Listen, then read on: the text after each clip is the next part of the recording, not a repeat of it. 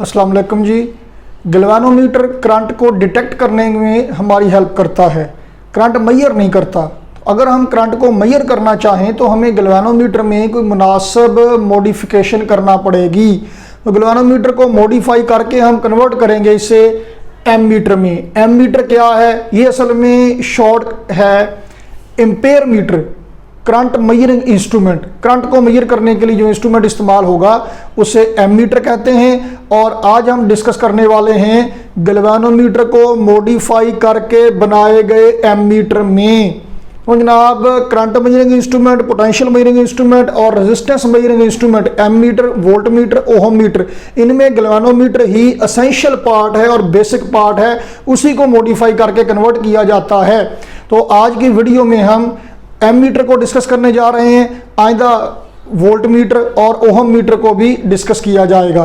तो जनाब, एमीटर है क्या? करंट मेजर करने के लिए है। सबसे पहले ये तय कर लें कि एमीटर की खसूसियात क्या क्या हैं, ताकि हमें गैल्वेनोमीटर को एमीटर में कन्वर्ट करना आसान हो।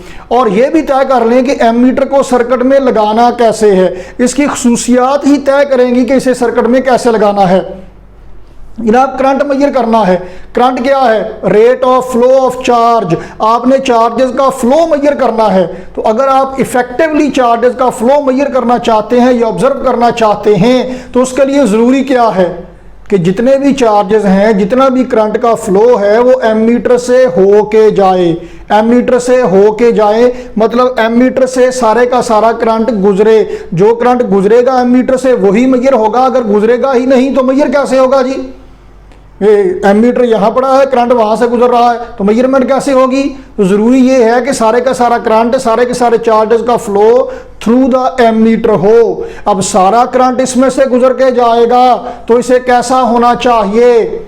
कोई भी मेजरिंग इंस्ट्रूमेंट है उसकी बुनियादी खसूसियत ये होती है या होना चाहिए कि वो सर्किट को बिल्कुल भी डिस्टर्ब ना करे।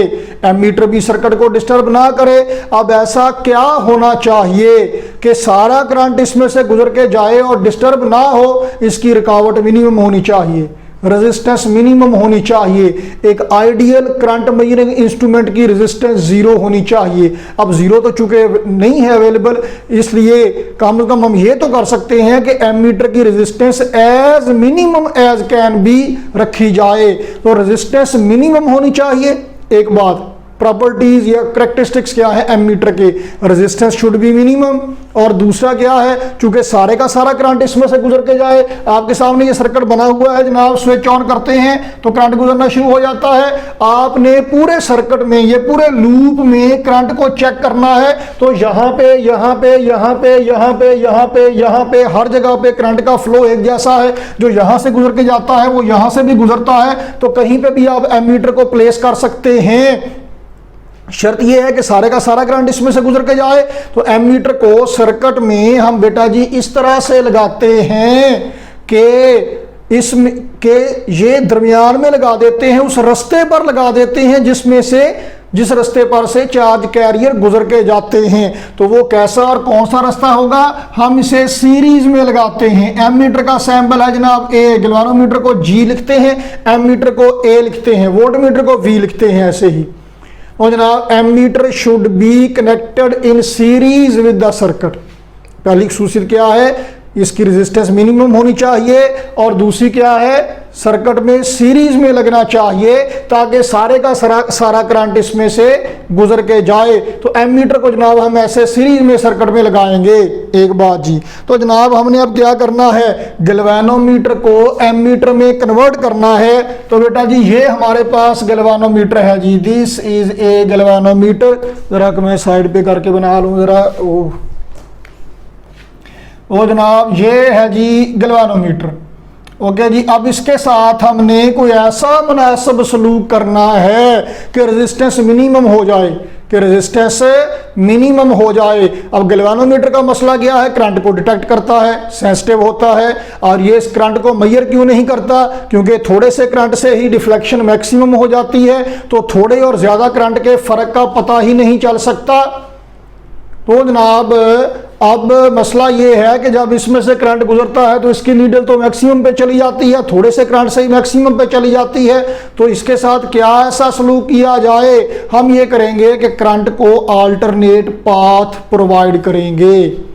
उससे क्या होगा, अल्टरनेट पाथ प्रोवाइड करने का मतलब क्या है, इसका मतलब ये है कि देखिए जी गैल्वेनोमीटर की रेजिस्टेंस है RG, आखिर इसकी कॉइल है वो कॉपर वायर होती है जो लैमिनेट करके लपेटी होती है, सॉफ्ट आयरन के सिलेंडर के ऊपर है। तो जनाब ये गैल्वेनोमीटर है और इसकी रेजिस्टेंस है जी RG। हमने कोई ऐसा सलूक करना है कि इसकी रेजिस्टेंस कम हो जाए, और रेजिस्टेंस कम करने के लिए एक तो रेजिस्टेंस ये है, एक और रेजिस्टेंस कनेक्ट कर दें इसके साथ। रेजिस्टेंस को कैसे कनेक्ट किया जाए, रेजिस्टेंस को कैसे जोड़ा जाए कि ओवरऑल रेजिस्टेंस कम हो जाए, पैरेलल तरीके से। पैरेलल कॉम्बिनेशन में रेजिस्टेंस कम हो जाया करती हैं। तो जनाब हम इसके साथ एक और रेजिस्टेंस जोड़ देंगे जिसे जनाब पैरेलल तरीके से जोड़ा जाएगा। और हमने चूंकि रेजिस्टेंस को कम करना है, पैरेलल कॉम्बिनेशन में टोटल या इक्विवेलेंट रेजिस्टेंस कितनी होती है, मिनिमम रेजिस्टेंस से भी कम हो जाती है। तो हमने रेजिस्टेंस करना है एज मिनिमम एज पॉसिबल, इसलिए हम एक छोटी सी रेजिस्टेंस इसके साथ लगाएंगे। इसे शंट रेजिस्टेंस कहते हैं, RS। क्या कहते हैं जनाब, शंट रेजिस्टेंस RS इसे कहेंगे। छोटी सी वैल्यू की, स्मॉल वैल्यू की रेजिस्टेंस है जो पैरेलल लगाई है, पहली बेचारी छोटी सी है, एक और के साथ पैरेलल लग गई तो ओवरऑल इस कॉम्बिनेशन की रेजिस्टेंस कम हो जाएगी। अब देख लीजिए कि गैल्वेनोमीटर को एमीटर में कन्वर्ट करने के लिए इसके साथ रेजिस्टेंस लगाते हैं पैरेलल में, और पैरेलल में रेजिस्टेंस लगा के जब ये एमीटर बन जाता है तो इसे सर्किट में लगाते हैं सीरीज में। यानी कि ये जो एमीटर लगा हुआ है, जो A लिखा है, ये असल में क्या है ये देखते हैं। देखिए जी ये इसके अंदर रेड बाउंड्री के अंदर जो भी होगा वो सारे का सारा एमीटर है। तो इसमें जनाब दो चीजें हैं, कौन कौन सी, एक गैल्वेनोमीटर है जनाब वाली, और दूसरा इसके साथ लगी हुई है ए रेजिस्टेंस पैरेलल में शंट रेजिस्टेंस RS। तो ये जनाब सारा नेटवर्क, सारा कॉम्बिनेशन मिला के एमीटर बनता है। तो आप देखें ये ओवरऑल ये जो रेड वाला डब्बा है ये सारे का सारा सर्किट में सीरीज में लगा हुआ है। जो भी करंट यहाँ इसमें एंटर होता है सारे में से गुजर के बाहर निकलता है। करंट के लिए और कोई अवेलेबल पाथ नहीं है, लेकिन जो इसके अंदर से करंट गुजरता है, अगर गैल्वेनोमीटर होता, सिर्फ गैल्वेनोमीटर होता तो थोड़े से करंट से ही डिफ्लेक्शन मैक्सिमम हो जाती। हमने क्या किया, अल्टरनेट पाथ प्रोवाइड कर दिया। अल्टरनेट पाथ, इसे बाईपास रेजिस्टेंस भी कहते हैं। क्या जी, बाईपास रेजिस्टेंस भी इसे कहते हैं। ये जो शहरों में बाईपास बने होते हैं, इनका मकसद क्या होता है कि ट्रैफिक को बार बार से शहर क्रॉस कराना होता है। तो आपने भी करंट को, जो यहाँ पे करंट एंटर होगा उसको, उसका एक हिस्सा करंट का यहाँ से बारों बार दूसरी तरफ पहुंचाना होगा। और उससे मकसद क्या होता है कि शहर के अंदर लोड कम हो, और दूसरा ये कि ट्रैफिक का फ्लो मुतासर ना हो। जिसने बाईपास में जाना है स्पीडी मतलब तेजी से निकल जाए। और नॉर्मली बाईपास पे कोई स्पीड ब्रेकर नहीं होते, मतलब रास्ता आसान बनाया जाता है। जो बाईपास है रुकावटें कम होती हैं, रेजिस्टेंस कम होती है। RS ये शंट रेजिस्टेंस स्मॉल वैल्यू की रेजिस्टेंस है, छोटी सी रेजिस्टेंस है ताकि करंट इसमें से आसानी से गुजर जाए। तो जनाब गैल्वेनोमीटर की नीडल में डिफ्लेक्शन तो होनी है जब करंट गुजरेगा। अब गैल्वेनोमीटर, अब जो टोटल करंट है हमारे पास, सर्किट का टोटल करंट है जनाब वाली, I करंट एंटर होता है एमीटर में, और दूसरी तरफ से I करंट ही निकल जाता है। यानी कि अब ये दोनों पैरेलल जो लगे हुए हैं ये मिला के बनता है एमीटर। I करंट एंटर होता है तो कुछ यहां से कुछ यहां से, यहां से जनाब आली I करंट यहां से निकल गया। अब ये I करंट दो हिस्सों में जा रहा है। जो गैल्वेनोमीटर से गुजरता है उसे हम कहते हैं IG current through the galvanometer, और जो यहां से गुजरने वाला है टोटल करंट I है, जिसमें से IG गैल्वेनोमीटर से निकल गया। बाकी क्या बचा जनाब, बाकी बचा जी I माइनस IG। ये वो करंट है जो कि शंट से गुजर रहा है, इस पैरेलल में लगी हुई स्मॉल वैल्यू की रेजिस्टेंस से गुजर रहा है। IG कौन सा करंट है, देखिए जी हमने कहा कि गैल्वेनोमीटर से थोड़ा सा करंट गुजरेगा तो नीडल में डिफ्लेक्शन काफी सारी हो जाएगी। अब करंट के पास दो पाथ हैं, वो किधर से जाएगा, जहां से रेजिस्टेंस कम होगी वहां से ज्यादा करंट गुजरेगा। शंट रेजिस्टेंस चूंकि छोटी है, गैल्वेनोमीटर की रेजिस्टेंस की निस्बत ज्यादातर करंट गुजर जाएगा। शंट से थोड़ा सा करंट गुजरेगा गैल्वेनोमीटर से, लेकिन कितना करंट गुजरेगा गैल्वेनोमीटर से, उतना करंट गुजरेगा जितना गैल्वेनोमीटर की नीडल को फुल स्केल तक, देखिए स्केल में बनाता हूं आपको जरा बताने के लिए, ये स्केल है या डायल है, नॉर्मली सुई जीरो पे है। हमने प्रीवियस वीडियो में, गैल्वेनोमीटर वाली वीडियो में हमने गैल्वेनोमीटर देखा था, नीडल आमतौर पे जीरो है और जीरो दरमियान में है। चलो यहाँ भी हम दरमियान में लगा लेते हैं, ये जीरो है, तो गैल्वेनोमीटर से करंट यहां से उतना गुजरेगा जो कि फुल स्केल तक, यहां तक मैक्सिमम पॉसिबल डिफ्लेक्शन करवा सके। तो जितना करंट यानी इसमें से गुजर सकता है उतना गुजर जाएगा और बाकी का शंट में से गुजर जाएगा। चूंकि काफी सारा करंट है गुजरने वाला, इसलिए ज्यादातर करंट शंट से गुजर रहा है, गैल्वेनोमीटर से गुजरने वाला करंट थोड़ा सा है। सवाल ये पैदा होता है, मैथमेटिकल रिलेशन तो भी हम जरा बाद में डिस्कस करते हैं। सवाल ये पैदा होता है कि करंट मेजर कैसे किया जाएगा। गैल्वेनोमीटर से तो जितना करंट गुजरेगा फ्यू माइक्रो एम्पेयर में, उतनी की नीडल में डिफ्लेक्शन हो जाएगी। तो गैल्वेनोमीटर की नीडल में तो जनाब डिफ्लेक्शन हो रही है माइक्रो एम्पेयर करंट की वजह से। मेजर कर रहे हैं आप 10 एम्पेयर, 12 एम्पेयर या 20 एम्पेयर करंट, तो ज्यादातर करंट तो शंट से गुजर रहा है। जो गैल्वेनोमीटर से गुजरने वाला है वो तो इसकी नीडल की डिफ्लेक्शन बता रही है। जो शंट से गुजरने वाला है उसका हमें कैसे पता चल रहा है जी। उसके लिए आसानी के लिए ये समझें जरा, ये हमारे पास एक कमरा है, ठीक है जी, इसमें जनाब यहाँ पे एक दरवाज़ा है इतना। अब ये क्लासरूम कह लीजिए 100 स्टूडेंट इसमें बैठा हुआ है। अब जो ही क्लास ऑफ होती है ये 100 स्टूडेंट यहाँ से इस दरवाजे से निकलता है और ये दरवाज़ा आप यूँ समझ लीजिए कि 3 फीट चौड़ा है, 3 फीट। अब 100 स्टूडेंट यहाँ से निकलता है जनाब, आप समझ लीजिए कि 10 मिनट में। तो 10 मिनट में निकलने का मतलब है कि 1 मिनट में 10 स्टूडेंट यहाँ से निकलते हैं, पर मिनट 10 स्टूडेंट निकलता है यहाँ से। और अब 10 मिनट में कमरा खाली होता है, हमें लगता है टाइम तो बहुत लग रहा है, हम एक और काम करते हैं, यहाँ पे एक और दरवाज़ा बना देते हैं जिसका जो ओपनिंग है वो 6 फीट है, ठीक। तो अब यहां से 3 फीट है, यहां से 6 फीट है, इसके मुकाबले में ये दरवाजा 2 गुना ज्यादा बड़ा है। तो जब क्लास ऑफ होगी कुछ स्टूडेंट यहां से निकलेंगे, कुछ यहां से निकलेंगे। कहां से ज्यादा निकलेंगे, जहां से रुकावट कम है वहां से ज्यादा निकलेंगे। और इसके मुकाबले में ये रुकावट आधी है, इसके मुकाबले में ये ओपनिंग डबल है, तो रुकावट आधी हो गई। तो इसके मुकाबले में यहां से स्टूडेंट गुजरेंगे 2 गुना, यानी कि अगर 1 मिनट में 10 स्टूडेंट यहां से गुजरते हैं तो 1 मिनट में 20 स्टूडेंट यहां से गुजरेंगे। तो पहले कमरे से 1 मिनट में 10 स्टूडेंट का इनखला हो रहा था, 10 स्टूडेंट बाहर निकल रहे थे। अब 1 मिनट में 30 स्टूडेंट बाहर निकल रहे हैं। तो अब 3 मिनट में 90 स्टूडेंट बाहर निकल जाएंगे, 3.25 मिनट में कमरा खाली हो जाएगा। पहले 10 मिनट में खाली हो रहा था। तो अब हमें गिनती करना कहां पे ज्यादा आसान है। एक बंदे को गिनती करने के लिए खड़ा कर देते हैं, वो कहां पे खड़ा करें, यहां पे कि यहां पे। यहां से 1 मिनट में 20 स्टूडेंट गुजर रहे हैं तो यहां पे गिनती करना मुश्किल है। यहां पे 1 मिनट में 10 स्टूडेंट गुजर रहे हैं, यहां पे गिनती करना आसान है। हमें पता है कि इसके मुकाबले में ये ओपनिंग डबल है, तो इसका मतलब है कि यहां से अगर 10 गुजर रहे हैं तो यहां से 20 गुजर रहे हैं। यहां खड़े होकर गिनती कर लीजिए, ये बंदा बताएगा कि 3.25 मिनट में यहां से गुजरे हैं 33 स्टूडेंट। तो इतने ही टाइम में यहां से गुजरे होंगे इसके मुकाबले में डबल, क्योंकि हमें रेजिस्टेंस का पता है। तो इसका मतलब है कि यहां से गुजरे होंगे 66, तो हम जमा करें कहते हैं जनाब में ऑलमोस्ट यहां से गुजर गया जी 3.25 मिनट में। तो हम मेजर करेंगे यहां पे, क्योंकि रेजिस्टेंस की रेशो का हमें पता है, इसलिए उस रेशो से टोटल करंट का भी पता चलाया जा सकता है कि टोटल करंट जितना यहां से गुजरा है उसके मुकाबले में ये रेजिस्टेंस कितने गुना कम है। इसका मतलब है यहां से गुजरने वाला करंट इसके मुकाबले में उतने गुना ज्यादा होगा। ओवरऑल करंट जब कम ज्यादा होगा तो ये रेजिस्टेंस की रेशो चूंकि फिक्स है, तो इसमें से और इसमें से गुजरने वाले करंट की रेशो भी फिक्स होगी। तो पता चलाना आसान होगा कि यहां से करंट कितना गुजर रहा है, यहां से मेजर करके ही पता चल जाएगा।